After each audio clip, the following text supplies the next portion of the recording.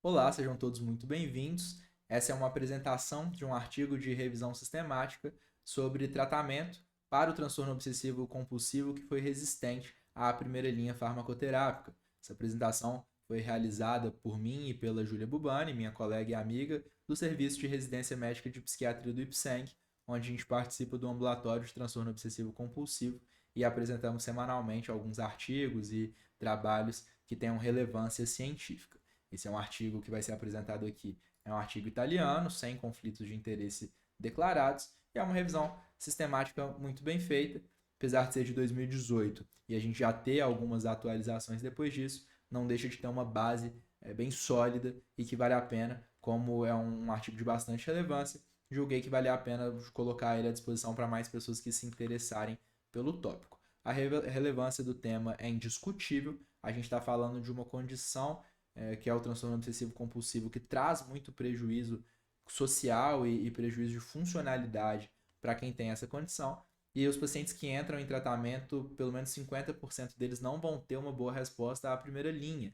Quando a gente fala de primeira linha aqui, seria aquele tratamento que é eficaz e tem uma tolerabilidade interessante. A ciência coloca tanto a terapia cognitivo-comportamental quanto os inibidores seletivos de recaptação de serotonina como primeira linhas nos principais protocolos pelo mundo, mas a gente sabe que 40 a 50% dos pacientes não vão ter uma resposta ótima com esse tratamento, então é relevante a gente procurar outras estratégias. A pergunta que foi colocada aqui como pergunta-chave do estudo, então, foi identificar o que a gente tem de evidência científica e de embasamento literário para a gente tratar o paciente que não respondeu à primeira linha farmacoterápica. Então, o estudo considerou ali como primeira linha farmacoterápica tanto os inibidores seletivos de recaptação de serotonina quanto a clomipramina, que apesar de a maioria dos protocolos não colocar como primeira linha devido aos efeitos colaterais que são às vezes mais importantes, foi o primeiro tratamento bem estabelecido para o toque. Então, o estudo considerou o que a gente vai fazer para os pacientes que não responderam bem ou aos ISR ou à clomipramina. Vamos lembrar também que o que vai definir o tratamento que a gente vai fazer para aquele paciente virgem de tratamento, então chegou no consultório um paciente com toque, o que vai definir se a gente vai optar por um SRS ou pela comipramina ou pela terapia cognitivo-comportamental, outra modalidade psicoterápica, vai ser a gravidade do quadro. Então, se for um quadro mais grave, a gente tende a querer utilizar a medicação, se for um quadro menos grave, a gente tende a querer ficar mais com a TCC e também o efeito, né, colateral que pode causar naquele paciente. Então, se for uma criança, por exemplo, ou um idoso mais frágil, a gente também vai querer evitar excesso de medicação. Se for um paciente mais robusto e que precisa de uma resposta mais rápida para devolver a funcionalidade, a gente tende a optar pela medicação associada ou não. Mas é importante lembrar, então, basalmente falando, que o tratamento de primeira linha vai ser o ISRS ou o TCC. Apesar de outras modalidades psicoterápicas poderem ser eficazes, o que a literatura traz mais consolidado é a cognitivo-comportamental. E é importante lembrar que o estudo aqui, o que ele perguntou, o que ele investigou foi pacientes que já passaram por um protocolo de primeira linha, considerado ISRS ou clobipramina, primeira linha farmacológica, não respondeu adequadamente. O que a gente tem de evidência científica que a gente pode fazer por esse paciente? É isso que esse artigo traz para a gente. Para a gente ter alguns conceitos que são essenciais para conseguir entender ou interpretar o artigo. Primeiro, a definição do que seria o toque resistente e segundo, entender quais são as estratégias disponíveis que podem ser analisadas. Então, primeiro de tudo, saber o que é o toque resistente. É justamente aquele paciente que passou por um ensaio adequado e não teve uma resposta suficiente. Então, a gente precisa saber o que é um ensaio adequado e a gente precisa saber o que é a resposta suficiente. Um ensaio adequado, já mencionei para vocês o que o estudo considerou um ensaio adequado, seria um uso de ou um ISRS ou a clomipramina numa dose adequada por tempo suficiente. Esse tempo suficiente para a gente identificar a resposta é de pelo menos 12 semanas, sendo que se nesse período de 12 semanas a gente não teve resposta nenhuma, é considerado uma falha. Se nesse período de 12 semanas a gente teve uma resposta parcial, poderia até ser considerado espaçar um pouquinho mais para a gente ver se vai ter uma resposta mais efetiva. E quando a gente fala de doses adequadas, ela vai ser uma dose moderada a alta, conforme tolerabilidade do paciente. Quando a gente pensa na falha na resposta, não existe um consenso na literatura de qual que é o percentual. É importante a gente lembrar que dentro da psiquiatria a gente não tem um exame de sangue ou um exame de imagem que define se o paciente teve resposta ou não. Então, para a gente saber se o paciente teve uma resposta, a gente vai ter que entrevistar esse paciente e aí a gente tenta utilizar escalas para saber se foi, para trazer um pouquinho mais de objetividade às nossas avaliações. Então, toda vez que a gente está falando de estudos clínicos, de ensaios clínicos, e de revisões bibliográficas, a gente vai ter que procurar algum critério que seja mais objetivo do que simplesmente a entrevista clínica. E, dentro do TOC, as principais escalas utilizadas são o iBox, e a gente pode utilizar o CGI também para várias condições aí dentro da psiquiatria. Como eu falei, não existe um consenso de qual que é o percentual de redução que a gente vai observar, mas aqui no estudo foi considerado uma falha quando a redução é menor do que 25%. Então, a escala iBox, a gente vai fazer essa avaliação na semana 0, na semana 4, na semana 8, na semana 12, dependendo de cada estudo, para a gente ir avaliando a evolução. E se a redução for menor que 25%, é considerada uma falha na resposta. A maioria dos protocolos considera uma falha parcial quando ela está entre 25% a 35%, e acima de 35% a gente já teria alguma resposta interessante. Uma coisa digna de nota aí para vocês terem de comparação, quando a gente pensa num tratamento de depressão, por exemplo, a gente quer considerar a escala principal para a depressão, que é a escala Hamilton, para identificar se teve resposta ou não, a gente precisa de pelo menos 50% de resposta para definir que foi boa. Então você percebe já que o TOC, o prognóstico tende a ser um pouquinho pior. O TOC a gente tende a ser um pouquinho menos esperançoso no tamanho da resposta que a gente vai ter, porque 50% seria uma resposta super robusta. A partir de 35%, a gente já começa a ficar mais satisfeito. Então, mais uma vez, TOC resistente é aquele TOC que não respondeu adequadamente a um ensaio adequado. Não responder adequadamente significa ter tido uma redução menor que 25% no score da escala iBox, ou um CGI, que é uma avaliação que o próprio paciente faz sobre ele mesmo, de não considerar que ele teve uma resposta adequada. E a gente sempre tem que tomar cuidado, porque se a gente está falando de uma doença resistente, qualquer doença resistente, a primeira coisa que eu vou fazer é checar se o diagnóstico que eu dei foi correto, porque se eu tiver um diagnóstico errado, o tratamento não vai funcionar. Então tem que ver se o diagnóstico foi correto, tem que checar se tem alguma outra condição que pode estar influenciando ali na resposta e fazendo parecer que o paciente não melhorou. Tem que avaliar se o tempo dado para o paciente melhorar foi adequado, então não adianta eu começar um remédio agora e avaliar daqui a uma semana, porque eu preciso dar tempo do remédio funcionar. E o TOC é uma das condições onde a família muitas vezes perpetua a condição. Infelizmente, quando a família não está ciente do que fazer sobre o tratamento, às vezes ela acaba contribuindo para perpetuar sintomas. Aqui no TOC seria aquela família que acaba fazendo as vontades do sujeito. Então, muito a título de exemplo. O sujeito tem um toque ali onde ele precisa ter o lençol sempre limpo, se encostar no lençol tem que trocar. Quando a família tira aquele lençol, lava e troca para ele, às vezes ela está perpetuando a condição. Então, só um leve exemplinho aqui que às vezes a psicoeducação familiar é importante para a gente excluir que não é ela a responsável pela perpetuação dos sintomas. Coloquei aqui para vocês, só para vocês terem uma ideia, tá? A escala iBox é uma escala que avalia tanto os componentes obsessivos quanto os compulsivos do adoecimento, e quando a gente faz ela anteriormente ao início do tratamento, a gente pode comparar na sequência do tratamento para a gente ver se está tendo uma redução dos sintomas. E ela pode variar, né? A resposta total vai variar de 0 a 40. Na clínica prática, quando a gente está pensando assim, né? No tete a tete ali do psiquiatra com o paciente. Isso não é a coisa mais importante. O mais importante é a gente avaliar junto com o paciente como que é a rotina dele, qual que foi a repercussão dos sintomas que estão trazendo no dia a dia dele. Então, durante uma entrevista médica, a gente não vai ficar engessado aqui nas perguntinhas de uma escala, mas, obviamente, tudo que a gente tiver de ferramenta que puder trazer mais informação, mais objetividade e mais eficiência para a nossa entrevista, a gente pode utilizar, e nos ensaios clínicos isso aqui é essencial. Nosso estudo aqui, ele incluiu adultos a partir de 18 anos, então crianças e adolescentes não foram consideradas, que já tinham tido o diagnóstico de TOC e já tiveram passado por um ensaio de tratamento. Então, paciente virgem de tratamento também não foi incluído nesse estudo. Todos os trabalhos aqui avaliados e revisados foram ensaios clínicos randomizados, então foram bons estudos, ao final foram 44 estudos utilizados. As intervenções aqui incluíram tanto as estratégias de potencialização com antipsicótico ou com outra medicação, quanto a adição de terapia cognitivo-comportamental, quanto a troca de medicação. Então essas foram as estratégias analisadas para o paciente que não respondeu bem. E os resultados aqui, os estudos avaliados, foram aqueles que tinham os resultados baseados em escala, justamente para poder trazer essa possibilidade de comparação de antes do tratamento e depois do tratamento. Então aqui, basicamente, só como é que foi a metodologia de escolha dos artigos. Como eu falei, foram 44 bons estudos avaliados, e aqui os resultados levaram em consideração essas estratégias: potencializar com antipsicótico, adicionar TCC, trocar a via de administração da medicação, mudar para uma outra medicação ou adicionar alguma outra medicação não antipsicótica, potencializar com alguma outra não medicação. Então, pessoal, mais uma vez, lembrem-se que o paciente que está sendo avaliado aqui é o paciente que já recebeu um diagnóstico de TOC, tentou o tratamento ou com inibidor seletivo ou com a clomipramina e não respondeu. Inibidor seletivo, a gente está falando de fluoxetina, paroxetina, escitalopram, fluvoxamina, citalopram, paroxetina. A gente está falando dos principais ISRS, sertralina, não sei se eu mencionei. O paciente passou por um desses, né? Não parece ter uma preferência entre algum deles para o TOC. Entrou com um desses depois de ter sido diagnosticado, ou com a clomipramina. Esperou 12 semanas, foram excluídos aqueles fatores confundidores, não respondeu bem, o que é que eu tenho disponível na literatura?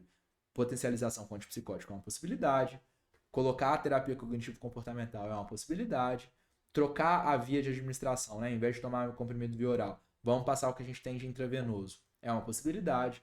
Mudar para um outro dessas primeiras linhas, então começou com a fluoxetina, não deu certo, vão tentar uma paroxetina, ou vão tentar mudar para a venlafaxina, foi uma outra possibilidade avaliada, e colocar outra medicação não antipsicótica, vamos tentar lítio, vamos tentar acetilcisteína, vamos tentar lamotrigina, foi outra coisa observada, e foi isso que o estudo avaliou. Aqui a gente não estudou outras estratégias como a psicocirurgia ou a neuromodulação, essas estratégias não foram investigadas por essa revisão aqui. Coloquei em negrito a potencialização com antipsicótico ou adicionar TCC, porque vocês vão ver que foram as principais estratégias que trouxeram uma resposta positiva. Então, primeiro de tudo, a potencialização com antipsicótico. Aqui o estudo também separou quais seriam os antipsicóticos de primeira linha, de primeira geração e de segunda geração.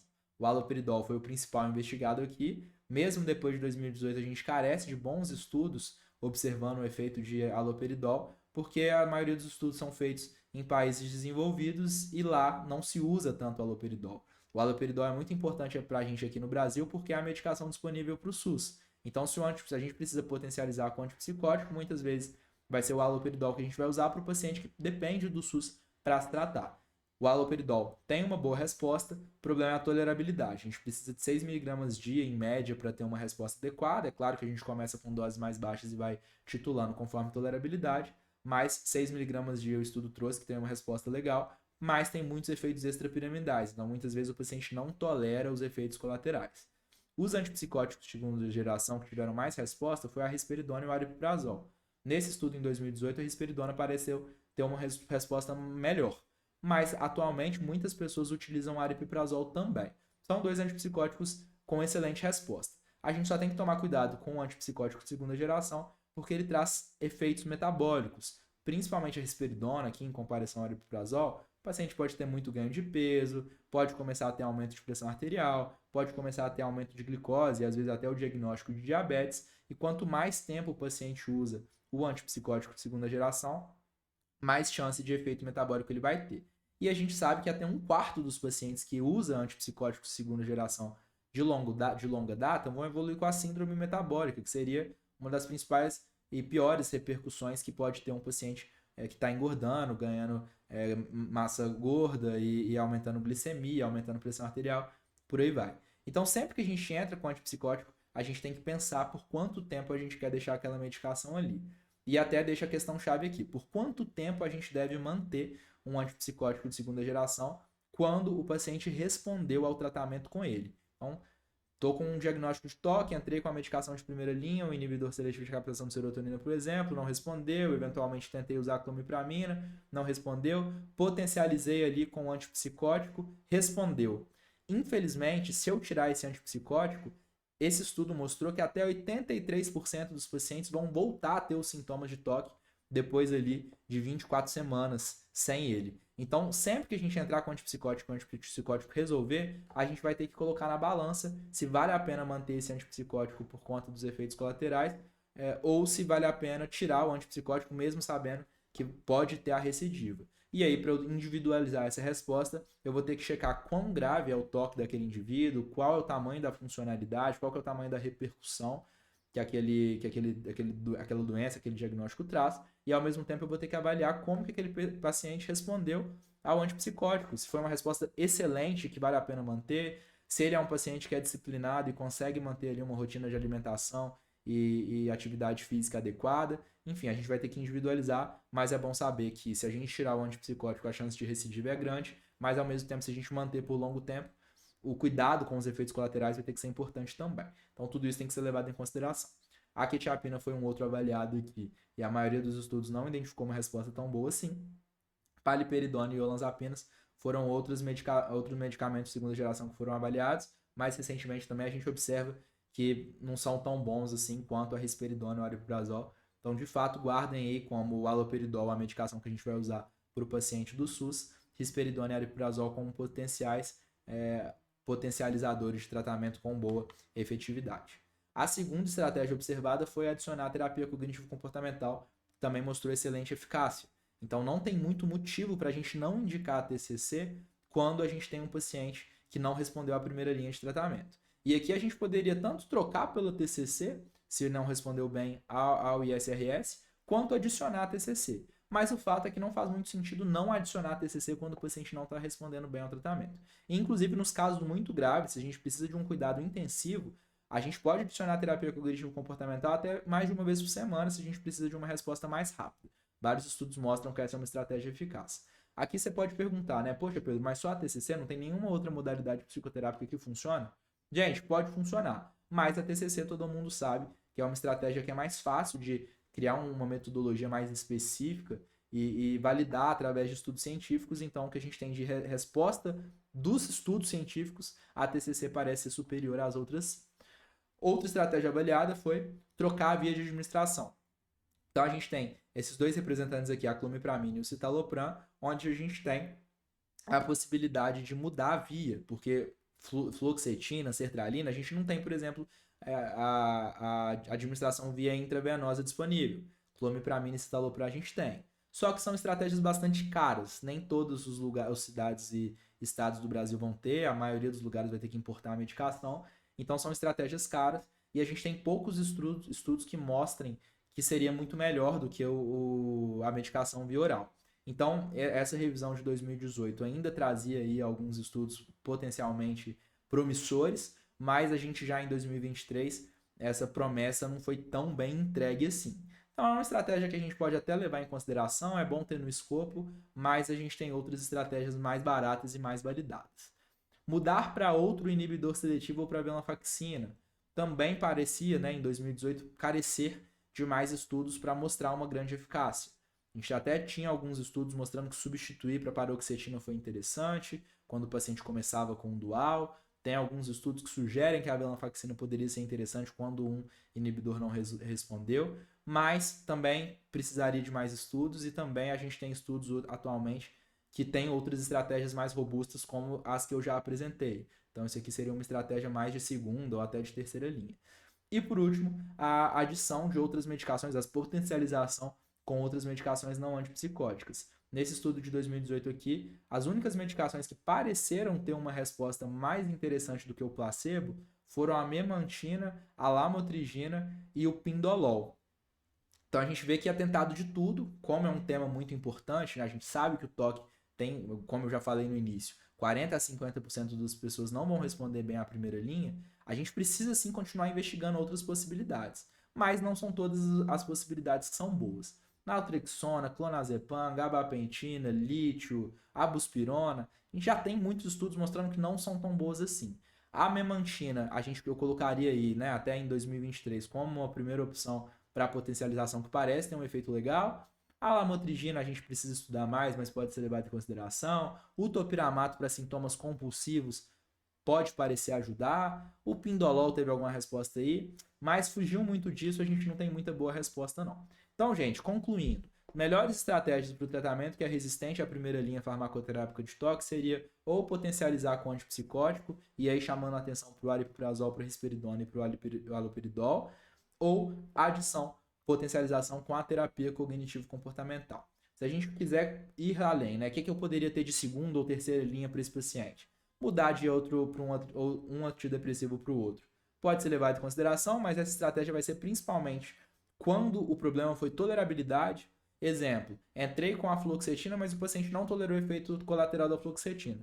Beleza, vou tentar um estalopram, a sertralina, algum outro. Agora, entrei com a fluoxetina, subdose, não respondeu, trocar para um outro ISRS não parece resolver tanto. Uma estratégia melhor seria tentar com a clomipramina, não respondeu com a clomipramina, a gente iria ele potencializar com o antipsicótico. Lembrando que a terapia cognitivo-comportamental já pode entrar associada desde o início, a depender da gravidade, e é uma estratégia que vale a pena associar, e que quando a gente está pensando em outros remédios não antidepressivos e não antipsicóticos, memantina, pindolol e lamotrigina parecem ter alguma resposta, colocam uma estrelinha aí na memantina, que é a que mais parece ter uma resposta ok. E sempre tomar cuidado quando a gente está fazendo um diagnóstico de resistência a um tratamento, a gente tem que checar se o diagnóstico anterior foi correto, porque se o diagnóstico foi errado, é óbvio que ele vai ser resistente porque o tratamento não vai funcionar, e checar se tem algum confundidor para achar que está resistente, mas na verdade não está. E os principais confundidores foram o tratamento inadequado, ou a dose estava ineficiente, ou insuficiente, ou o tempo de tratamento foi insuficiente, ou tem algum confundidor, tipo a família perpetuando sintomas, ou alguma comorbidade, às vezes o paciente tem uma depressão maior que está atrapalhando, tem um outro transtorno ansioso que está atrapalhando, tem uma deficiência cognitiva que pode estar atrapalhando, algum transtorno psicótico que pode estar sendo confundido. Então a gente tem que checar tudo isso antes de dar o diagnóstico de resistente. Dito isso, agradeço a atenção de vocês até aqui. Qualquer dúvida a gente vai conversando e eu espero ter sido útil para a comunidade aí, para quem tiver interesse nesse assunto. Um beijão e a gente se vê por aí.